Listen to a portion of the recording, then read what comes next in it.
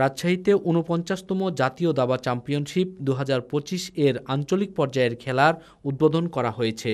সোমবার বিকেলে মুক্তিযুদ্ধ স্মৃতি স্টেডিয়ামে খেলার উদ্বোধন করা হয়। রাজশাহীর অতিরিক্ত জেলা প্রশাসক শিক্ষা ও আইসিটি টুকটুক তালুকদার এর আনুষ্ঠানিক উদ্বোধন ঘোষণা করেন।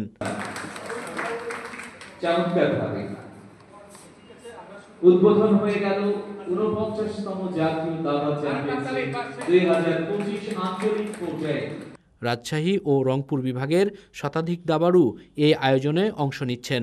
এ সময় উপস্থিত ছিলেন রাজশাহী জেলা ক্রীড়া সংস্থার সদস্য সচিব ও জেলা ক্রীড়া কর্মকর্তা জাহাঙ্গীর হোসেন, সদস্য তৌফিকুর রহমান রতন, ডালিম হোসেন শান্ত, মেহেদী হাসান পুলক। জেলা ক্রীড়া সংস্থার কর্মকর্তা বলেন, আমাদের রাজশাহী যে মুক্তিযুদ্ধ স্মৃতি স্টেডিয়ামে যে দাবাটা হলো, এটা মূলত তারুণ্যের উৎসবকে কেন্দ্র করে এই দাবা প্রতিযোগিতাটি, এবং এখান থেকে বাছাইকৃত সেরা 4 জন খেলোয়াড় কিন্তু জাতীয় চ্যাম্পিয়নশিপে অংশগ্রহণ করবে। আমরা সকল খেলোয়াড়দের জন্য শুভকামনা জানাচ্ছি এবং বিশেষ করে রাজশাহী জেলা প্রশাসন ও জেলা ক্রীড়া সংস্থা তাদের সাথে এই 4 দিনের যে প্রতিযোগিতাটা চলবে সেখানে তাদের সাথে আছে। এ সময় খেলায় অংশ নেওয়া দাবাড়ুরা বলেন, খেলতে আসছি পঞ্চগড় থেকে, দাবার প্রতি ভালোবাসার কারণ এই জন্য আমি দাবার প্রতি চার এই জন্য আমি চলে আসছি রাজশাহীতে।